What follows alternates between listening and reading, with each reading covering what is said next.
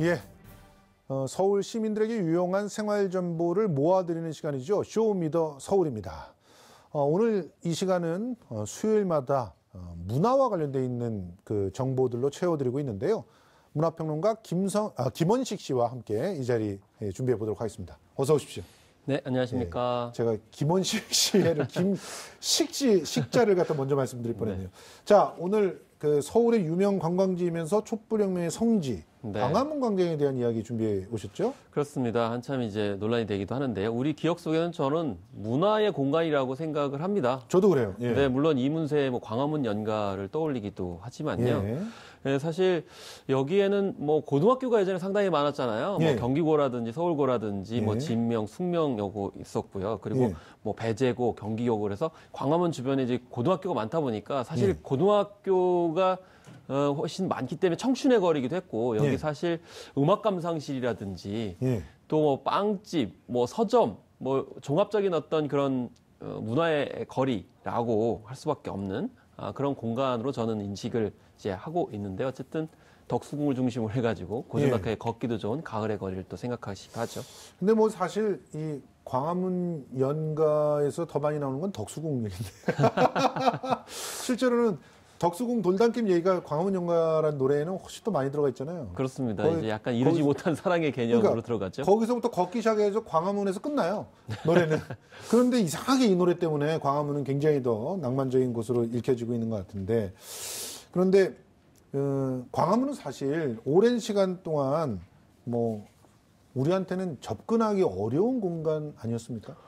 그렇죠. 예. 사실 조선시대 때는 이 광화문 뭐 육조거리라고 얘기를 하죠. 그래서 예. 육조거리라는 거는 이제 관청들이 이 광화문 양쪽으로 쭉 나열이 돼 있었죠. 이제 예. 그 사이에 뭐 일을 보러 이제 왔다 갔다 하셨던 공간인데, 예. 그러다가 이제 일제 강점기에는 조선 총독부가 이제 들어서게 되면서 무서운 공간이 됐죠. 더 무서운 공간이 된 그런 그러니까 역사를 아프게 갖고 있죠. 육조거리 때만 해도 우리 서민들한테는 참 그 아픈 공간이어서 그 뒤쪽으로 다니고 막 이랬던 공간이죠. 네, 그렇죠. 그렇습니다. 그런데 그나마 그래도 우리의 상징성이 있었는데 조선 총독부 들어온 다음부터는 완전히 우리가 뺏긴 것 같은 네. 느낌. 예. 그래서 이제 조선시대 같은 경우는 뭐 이제 왕행차든 한다든지 대행차 되면 납주가 엎드렸어야 되는 어떤 공간이고 예. 일제 강점기 같은 경우는 아예 거기 언금조다 못하는 그런 상황이었는데 그래서 이제 해방이 되고 나서는 이제 해방 공간에서는 여기 자유롭게 좀 만세도 부르고 이런 예. 공간이었습니다. 예. 그런데 여기가 이제 변화하기 시작한 것은 이제 1960년대 들어서면서죠. 예. 박정희 군사원 정권이 들어서게 되면서 여기에 갑자기 이제 이순신 뭐 동상을 세우기 시작을 하고 또 예. 광화문도 복원합니다. 예. 근데 이때 당시에 이순신 장군 동상이 복원이 되면서 이제 제작이 되면서 문제가 생겼어요. 예.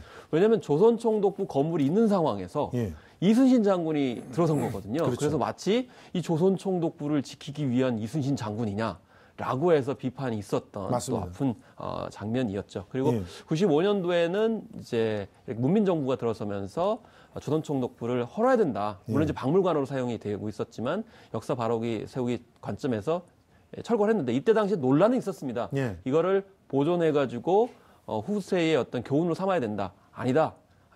나쁜 그런 흔적이기 때문에 지워야 된다. 이렇게 해서 결국 조선 총독부가 지워지는 그런 상황이 됐고요. 근데 사실은 그거는 네. 경복궁을 복원하려면 어쩔 수 없이 조선 총독부를 또 헐어야 되고. 네. 그렇죠. 조선 총독부만 딱 들어다가 어디다 옮겨놓을 수가 없는 그런 상황이어서 불가피한 면들도 있었지만 참 한편으로는 정말 소중한 교육 공간이 사라졌다라고 하는 그런 아픔도 있는 것 같아요. 그렇습니다. 이제 여력이 된다고 하면 그 건물을 따로 해서 이제 잊지 않은 어떤 그런 대상으로 삼았어야 되는데 그 점이 아쉽고 아직도 경복궁은 다 복원이 되지 않고 있기 맞아요. 때문에 더 아쉽다는 생각이 들고요. 어쨌든 그 이후에 2000년대 들어서면서 한일 월드컵을 통해서 시민들이 맞아요. 개방의 공간으로 자율적으로 만들었다는 거죠.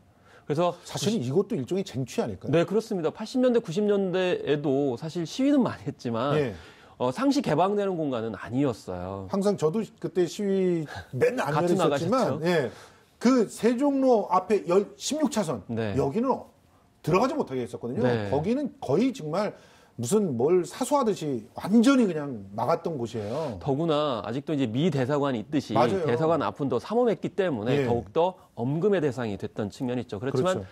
한일 월드컵을 하면서 자연스럽게 이게 붉은 악마를 포함해서 시민들이 가다 보니까 맞아요. 이 광장에 대해서 새삼스럽게 주목을 하게 됐고 이건 예. 시민한테 돌려줘야 된다는 그런 담론이 형성이 됐었죠. 예. 그러면서 뭐 2008년, 2009년 광우병 쇠고기에 관련되고 시민들이 또 항거를 했고 그 과정에서 자연스럽게 시민들이 의견을 포출하는 네. 민주주의의 어떤 성지로 거듭나기 시작했고 예. 또 2016년에 탄핵 전국에서 또 민주주의의 성취가 또 일어났던 공간으로 거듭나게 됐습니다.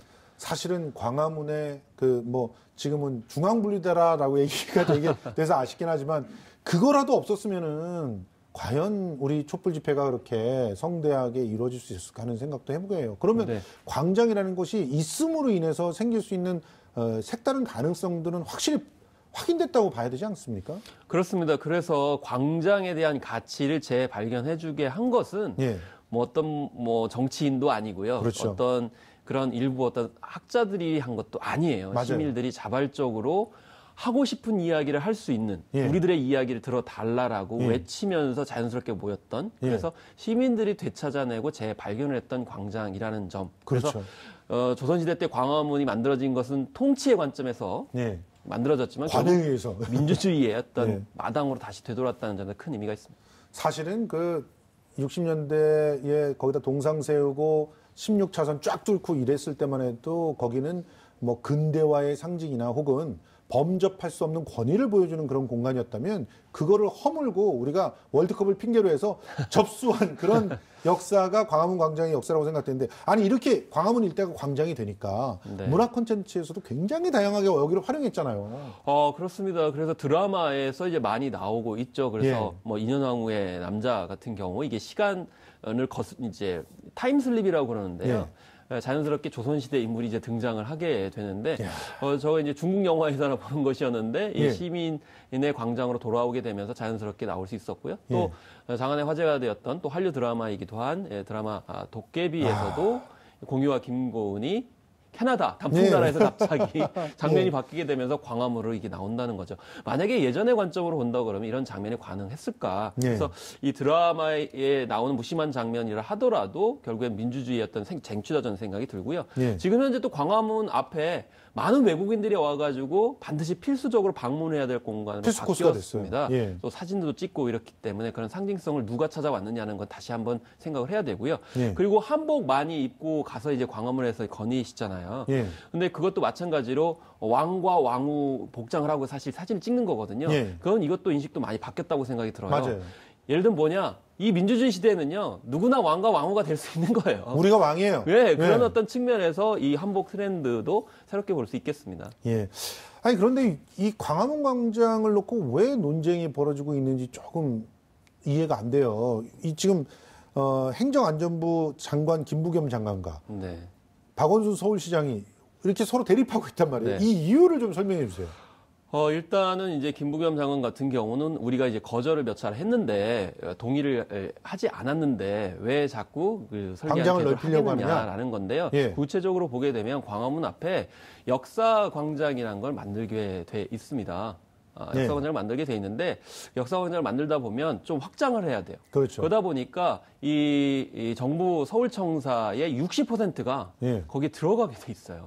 그런데 여기 들어가는 내용이 이제 청사 경비대라든지 방문 안내실 그리고 어린이집 등이 포함이 됩니다. 그러니까 무슨 얘기냐면 이 광화문 앞에는 사직로 1공로로 통하는 도로가 있잖아요. 그럼 그 도로를 막고 그 문부터 광장을 만든다는 거예요. 그러려면 도로가 우회를 해야 됩니다. 그러니까 미국 대사관 쪽으로 길이 나 있는 것이 청사 앞쪽으로 해가지고 저쪽 이 서촌 쪽으로 해가지고 뒤로 돌아가야 되거든요. 이게 6차선으로 낸다는 겁니다.